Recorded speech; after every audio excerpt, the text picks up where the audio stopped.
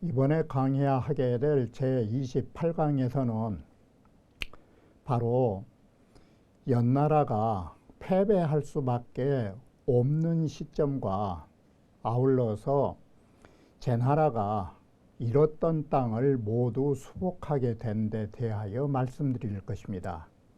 우리가 이번 강의에서 눈여겨보셔야 할 점은 어떻게 하면 패배를 하는 것이고 어떻게 하면 다시 부흥할 수 있는가의 그 마음을 우리는 살펴봐야 할 것입니다. 패배자에게는 패배할 수밖에 없는 그 마음이 무슨 이유였던가라는 것과 바로 부흥할 수 있었던 사람은 무엇 때문에 그 마음을 어떻게 써서 부흥할 수밖에 없었던가에 관하여 우리는 살펴보지 않을 수 없는 것입니다.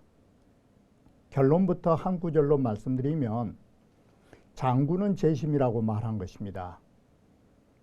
바로 실패를 하느냐 성공을 하느냐의 관건은 하나의 통솔자인 장군의 마음가짐이 어떠느냐에 달려 있음을 우리는 여기에서 다시 말하면 연나라의 패배와 제나라의 수복에서 장군의 마음가짐이 그 얼마나 나라의 흥망성쇠와 직결되고 있는가를 이번 강의에서 살펴보게 될 것입니다.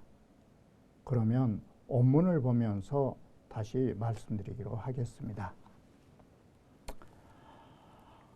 아기 위 이읍 3년에 아기가 제나라를 모두 정벌하고서 직묵땅이란 것과 바로 거라는 땅 두 곳을 포기한 지 3년이 지냈는데도 미하러니 이 말은 마지막 두 성을 항복시키지 못했다라는 것입니다. 자, 그러자 어떤 사람이 혹자가 참지어 연소왕을 바로 아기를 연소왕에게 무고를 하게 되는 것입니다. 어떻게 무고를 했느냐? 여기서부터는 무고자의 모함의 말이 되는 것입니다. 아기는 지모가 인하여 아기의 장군으로 말할라 치면 지모가 남보다 뛰어나서 벌제 호흡지간에 제나라를 정벌한 지 단숨의 사이에가 호흡지간을 말해주는 것입니다. 그야말로 단기간의 시간에 거쳐서 극 70여성하고 제나라 70여성을 모두 승리로 이끌어 정복을 하였는데 금브라자 양성인이 지금 항복시키지 못한 상 겨우 두 성을 남겨두고 있을 뿐이다. 자, 비기력불능발이라 바로 악이라고 하는 사람의 힘이 능히 그 두 성을 정복하지 못해서 지금까지 항복시키지 못한 게 아니라 요 구장병이어야 아기가 오랜 기간 그야말로 병이란 말을 바꾸면 병권, 이 모든 군사의 병권을 의지하면서 이복제인하여 제나라 사람을 굴복시켜서 제나라 왕이 되고자 한다라는 말이 남면으로서 왕을 하고 싶어서 일부러 지체하고 있는 거라고. 이러한 무고를 하니까 아기를 믿었던 연소왕이 의시에 취주의대하고 술자리를 마련해서 크게 모든 사람을 모여놓고 인언자 참지하고 바로 이 무고에 말했던 사람을 끌어다가 그 자리에서 배했다라는 말은 처형을 하고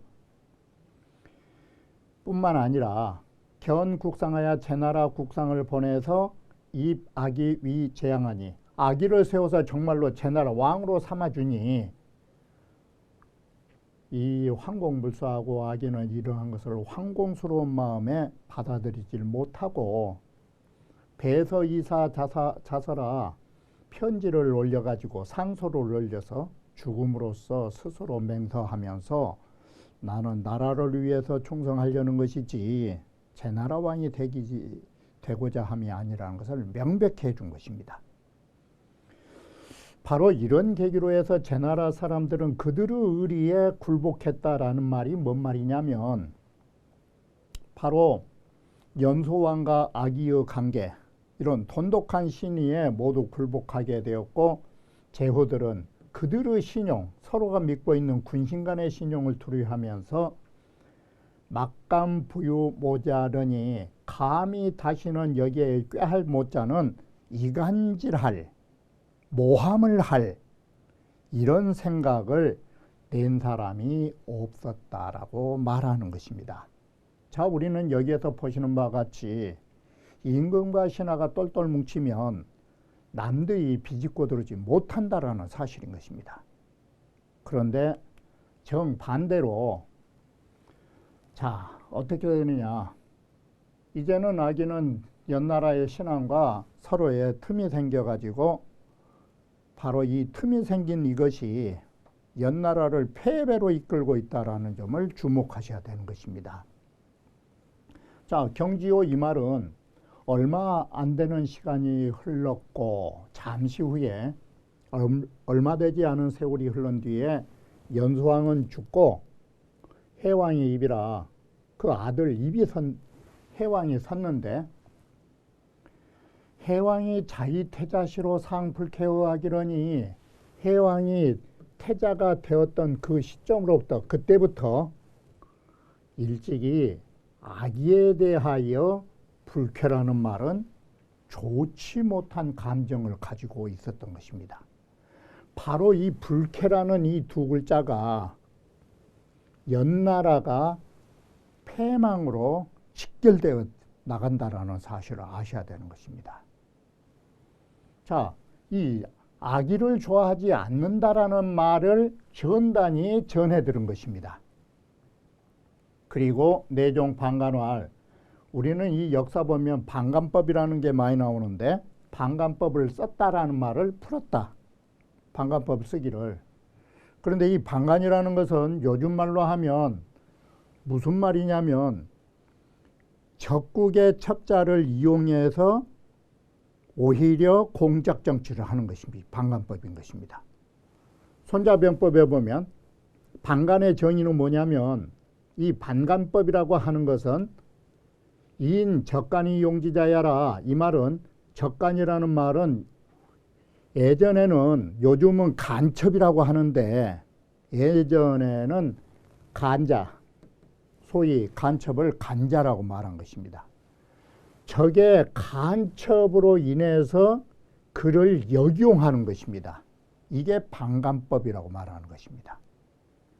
구체적으로 말하면, 자, 범군지소욕격과 성지소욕공과 인지소욕살에, 우리가 다시 말하면 적을 치려면 우리 군대가 공격하려고 하는 바라든지 성을 공격하려고 하는 그 지역, 그 공간, 그리고 누구를 대상으로 죽여야 되겠다라고 설정이 되면 바로 반드시 우리는 먼저 뭘 알아야 되느냐, 손자병법에 나오듯이 지피지기로 적의 동태를 알지 않으면 안 되는 것입니다. 그렇기 때문에 반드시 먼저 그곳에 지키고 있는 장수는 누구인지, 좌우에 가까이 있는 신하들은 누구인지, 문지기는 누구인지, 거기에서 일을 보고 있는 사람은 누구인지, 이러한 적국에 대한 정보를 반드시 먼저 알아야 한다라는 것입니다. 그래가지고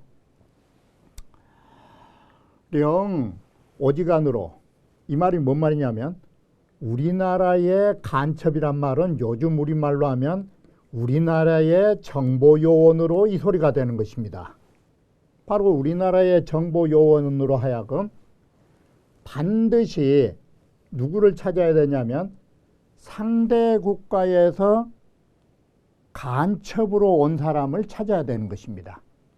한문 그대로 새기면 반드시 적간, 적의 간첩으로서 와서, 우리나라 와서 우리를 이간질할 사람을 찾아라, 이렇게 해석이 되는 것입니다. 한문 순서는. 그런데 우리 어수는 이렇게 하면 쉬운 것입니다. 반드시 우리나라에 찾아와 간첩, 정보를 탈취하려는 적의 간첩을 색출해서 이 소리인 것입니다. 이런 우리나라의 정보를 얻으려는 이 간첩을 찾아낸다라는 것입니다. 그러니까 적의 공작원을 찾아서 그 사람을 영지용한다라는 말이 인일이동 것입니다. 상대국에 간첩으로 인하여 그를 잘 유도해가지고 일부러 그를 보내주는 것입니다. 여기서 거짓 정보를 흘려가지고. 이게 사직으로 바로 그를 풀어서 일부러 그 나라로 거짓 정보를 전하기 때문에 반간가덕용야라 반간법이 이렇게 해서 사용된다. 이게 반간법의 정의인 것입니다. 반간법의 정의는 글자 그대로 적의 간첩을 도리어 영용한다라는 것이 반간법의 주제인 것입니다. 예. 자, 그래서 이 반간법을 쓸 때 이런 거짓 정보를 연나라에 전하는 것입니다. 그게 뭐냐? 이게 거짓 정보인 것입니다. 아기여 연신왕으로 유국하여 아기가 연나라 새로운 왕과 더불어 이 틈이 있어가지고 서로 사이가 안 좋아가지고 외주의 불감기하고 행여나 죽음을 당할까 두려운 마음에 감히 연나라를 돌아가지 못하고 이 벌죄로 유명하니 이게 우리 속담에 나오는 벌죄 유명이라고 괜한 핑계댄다라는 말이 벌죄 유명인 것입니다. 제나라 정벌하겠다라는 것으로 명분을 삼으니 괜히 이런 핑계를 가지고 있으니 바로 이래서 벌죄 유명이란 말이 지금도 공연한 핑계대서 명분 삼는다라는 말을 쓸 때 벌죄 유명이란 그런 말들을 지금도 하는 것입니다. 그러니 자, 제나라 사람은 유공타장 내면 오직 다른 장수가 대신 교체돼서 오면 직묵당이 바로 잔혹하게 짓밟힐까 두려운 마음을 가지고 있다고. 바로 이 악이 쫓아내려고 이런 거짓 정보를 조작해서 이런 소문을 연나라 첩자에게 역용한 것입니다. 바로 이런 정보가 연나라 해왕에게 전해진 것이에요. 그러자 연왕이 이미 의심하고 있었는데 이 말은 이건 예전부터 그렇지 않아도 의심하고 있던 찰나에 득제반간하고 제나라 반간법에 얻었다 이 말은 걸려든 거예요. 제나라 반간법이 이런 헛정보를 얻고 내사기겁으로 이에 기겁이라는 장소로 하여금 대장이 대신 모든 병사를 거느리게 하고 소아기연을 아기를 소환하자라는 것입니다. 소환했을 때 의수분주하니 아기는 연나라 가면 죽으니까 마침내 조나라로 달려가 버리니 연나라 장사들은 이러한 일 때문에 분함불화라라는 말이 뭘로 연결되는가를 보시면 되는 거예요. 해왕이 아기에 대하여 좋지 못한 감정이 즉각 어떤 결과를 낳느냐. 연나라 모든 군사에게 균형과 불화를 조장하게 만든 것이에요. 이것이 바로 임금의 마음이 연나라 병사에게 직접적으로 연결이 미치게 되고 이것이 전쟁에서 패배되게 되는 것입니다. 자, 우리는 이러한 속에서 바로 살펴봐야 하는 것입니다. 이것이 벌써 연나라는 패망할 징조를 안고 있는 것이고, 자, 그래서 연나라는 반간법으로 연나라 군대를 대패시키고 제나라 성을 모두 회복한 데는 바로 전단이 무슨 수를 썼느냐. 우리는 역사를 볼 때 아시다시피 어떤 민족에 생각지도 못한 절대적인 힘을 그런 에너지를 내게 하려면 그 무언가의 그런 촉매 역할이 없고는 안 되는 것입니다. 그저 평범하니 해서는 인간의 초월적인 힘이 안 나온 것입니다. 바로 이런 인간의 초월적인 힘을 뽑아내기 위해서 전단은 이 방법을 썼던 것입니다. 이건 자체 통감에서 있지만 통감 저료는 생략된 부분인데 전단이 왜 성공할 수 있었는가를 보려면 이 부분을 분석해야 되는 것입니다. 첫째, 전단은 제나라 군사들에게 절대적인 힘을 발휘하기 위해서 첫 번째가 어떤 일을 했느냐, 이 탁신, 신에 가탁한 거예요. 그것이, 자, 이게 첫 번째 의미예요. 그러면 어떻게 했느냐? 전단은 이 전투를 이기기 위하여 어떤 수법을 썼냐면, 전단이 내령 성중인 호대에 전단이가 이에 성중 사람들에게 명령을 내렸는데, 어떤 명령을 내렸냐면, 식필에 제게 선조어 정하니 모든 음식을 먹을 적에는 반드시 그 선조를 위하여 뜰에 음식을 놓도록 해라. 그게 제사제자예요. 우리말로 하면 고시를 해라 이 소리예요. 뜰에다가 음식을 갖다 놓으니까 어떤 상황이 벌어지느냐. 비조가 설 상무 성중 하식하니 나는 새들이 모두 날아와 성중으로 날아와 가지고 날아 춤춰 가지고 거기 와서 뭘 먹었던 거예요. 그러자 연나라 병사들이 보기에 이상한 거예요. 이게 왜 새떼들이 저렇게 몰린가 하고. 그럴 때 전단이가 여기에서 신의 의탁을 지금 하려는 전조를 잡아놨고, 이런 걸 기조로 해가지고 무슨 수를 쓰느냐. 전단이 인선언할, 전단이 인하여 선언을 해요. 소문을 붙여요. 신 내하 교하라. 신이 내려오셔가지고 나를 가르쳐주고 있다고. 그러면 이 말은 뭔 말이냐면, 나는 신의 계시를 받아서 제나라 병사를 이끌어서 승리할 수 있는 신의 가호를 받고 있다는 것을 보여주는 것이에요. 이게. 그리고 이에 성중인에게 명령하기를, 당요 신인이면, 여기에 신인이 있다면 나의 스승으로 삼을 것이라는 공포를 해요.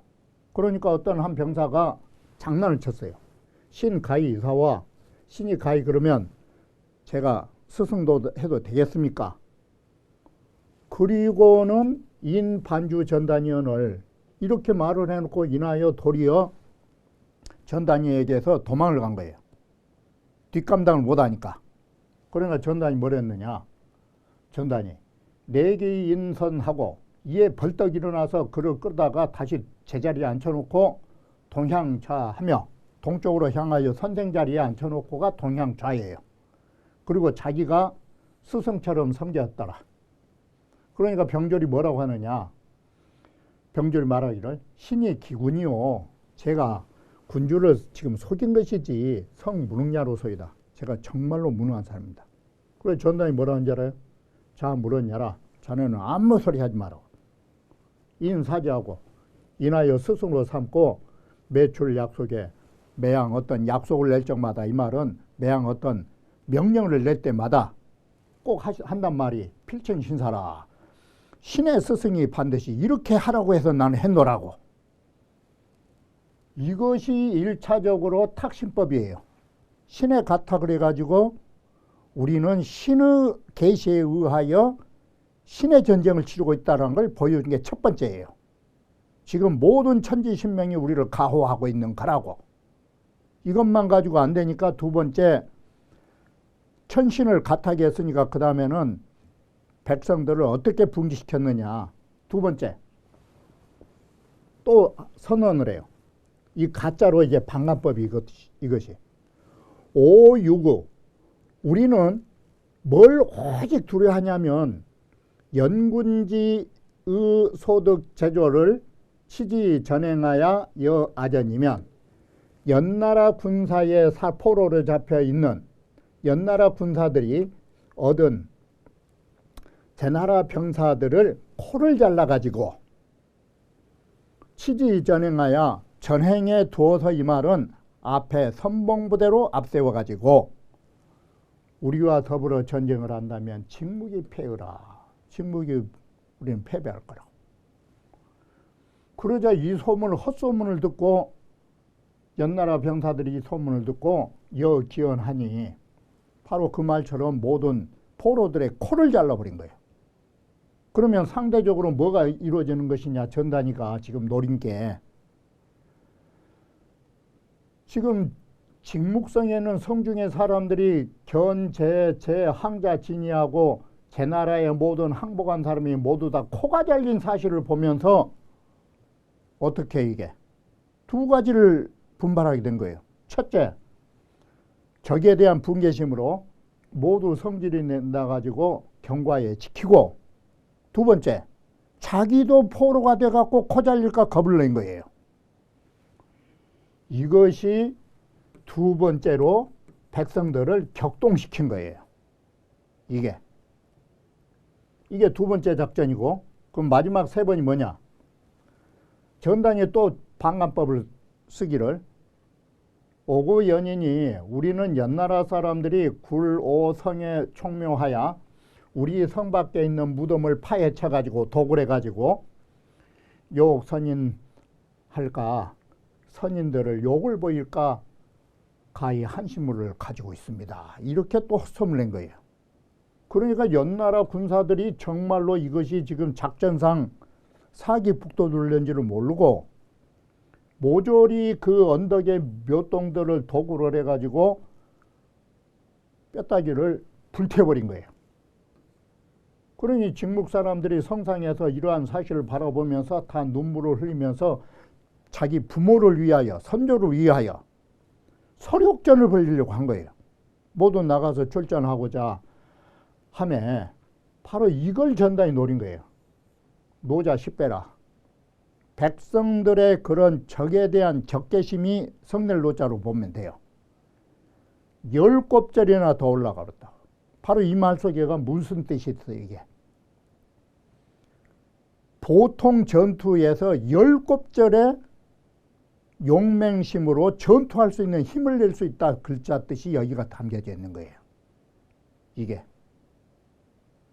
이렇게 해서 녹이 충천해가지고 죽을 똥 살 똥 말고 이제 싸울 수 있는 정신무장을 시켜놓으니까 그때 전단위는 지 사졸지 가용이라 사졸을 가히 한번 전쟁 때 넣을 수 있겠다라고 생각하고 이 세 가지 조건이 충족되니까 바로 이렇게 분격한 마음을 또 여기다 넣어놓은 거예요. 바로 이것이 일반 전투에서 10곱절의 에너지를 뽑아낸 것이에요. 전단이 이 세 가지 방법이. 자, 이렇게 해서 모든 사기를 충천시켜 놓고 전단이 이에 몸소 판삽을 잡고 함께 노력하고 여사졸로 분공하고 이런 아래의 사졸들 하급 병사들과 분문이란 말은 나를 저 공은 일사자 하는 일을 나누어서 장군이 몸소 노동을 하고 전단의 처첩들은 항오지간에 편했다. 이 말은 그야말로 군대에 편입시켜가지고 진산 음식하여 모조리 전단의 음식은 다 흩어가지고 병사들을 먹이고 영갑졸로 개복하고 이 갑졸 정예부대 중무장한 사람들은 모두 숨겨놓고 노양 여자로 하여금 성에 올라가서 항복을 약항하니 영군이 정말로 그런 줄 알고 연군이 더욱 게을러졌는데, 자, 이렇게 위장수를 쓴 데다가 지금 앞에 말한 건 이건 전략이에요. 전략. 싸우기 전에. 자, 우리는 여기에서 벌써 사기를 진작시켰고 두 번째가 이거는 이러한 전략을 세운 거예요. 세 번째는 이건 인자는 전투예요. 그러니 성공하지 않을 수가 없는 거예요.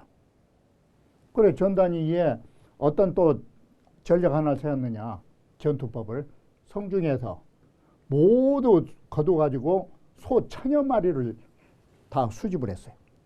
그래가지고 소에다가 위 강진이 오되 붉은 비단으로 소 위에다가 덮어 씌웠는데, 옷을 만들어 줬는데, 강증의를 다 만들어 줬는데, 거기에다가 화이 오체 용문하고 오체에 얼룩덜룩한 용의 무늬를 거기다 해서 귀신처럼 만들어 놓은 거예요.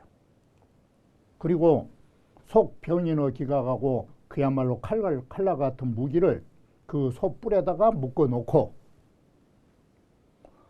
관지 속이어 기미하야 갈대 묶음을 그 꼬리에다가 바로 묶어 놓은 거예요.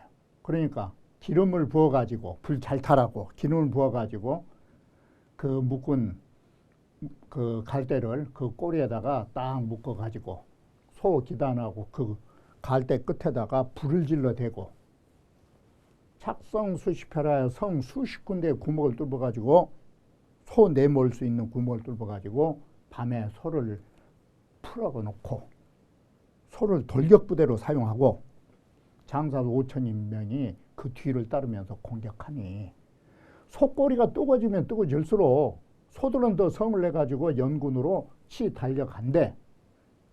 연나라 병사들이 깜짝 놀라서 소를 보니까 모두 다 막 알록달록한 옷을 입고 있는 터라.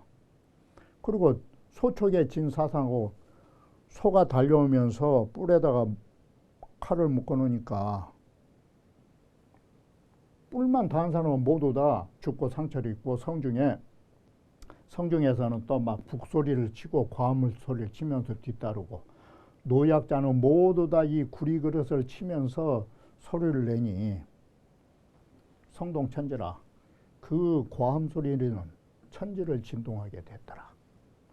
이렇게 해서 연군이 대패주원을 제나라 사람이 기겁을 단숨에 죽여버리고 장군을 추망축배하니 도망한 적들을 쫓아서 뒤에서 쫓아가니 소가 성읍이 바로 전단이 지나가는 골들이 모두 연나라를 배반하고 다시 제나라를 위하여 제나라 70여 성이 하루아침에 이렇게 회복되어 버렸더라.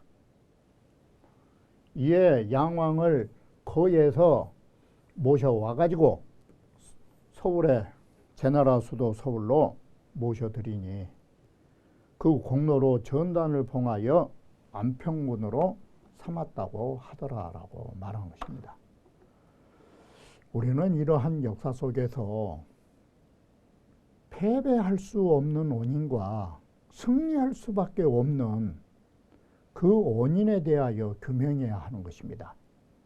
만약에 이것을 나라를 다스리는 통치자가 본다면 자신이 장군인 양 그와 같은 생각을 해야 할 것이고 우리 일반 사람 역시도 마찬가지인 것입니다.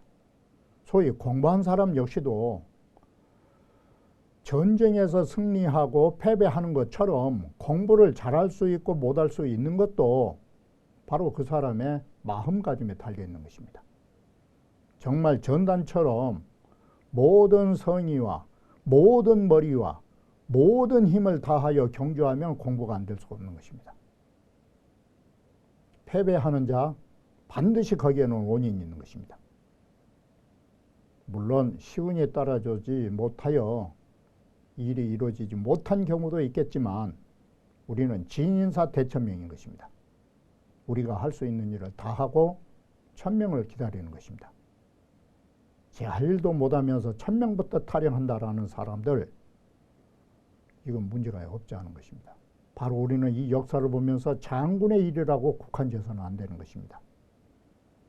여러분이 있는 처지가 바로 내 주인공으로서 내 역할이 무엇인가를 눈여겨보신다면 이번 강의를 보면서 옛날의 거울을 통해서 오늘날 내 자신을 비춰볼 수 있는 거울이 되리라고 믿는 것입니다. 이번 강의는 여기에서 마치기로 하겠습니다.